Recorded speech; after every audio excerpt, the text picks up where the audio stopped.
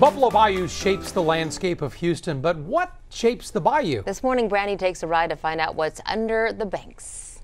The city of Houston was founded on the banks of Buffalo Bayou, but this waterway's been around a lot longer than settlers.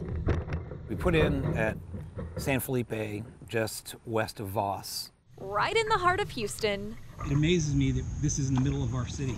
Is a history lesson you can study with a paddle. Geologically, and we can tell that it's been there for at least 12,000 years. Tom Helm's a geologist by day, a canoeer whenever he can. On the bayou, his two passions combine. So right here on the right, you can see some of these layers, rock layers right there. That rock is sandstone. But this is the Beaumont Formation. And along most of our 17-mile route, you can spot it on the banks, along with hints of the bayou's past, like an old riverbed embedded in the current one.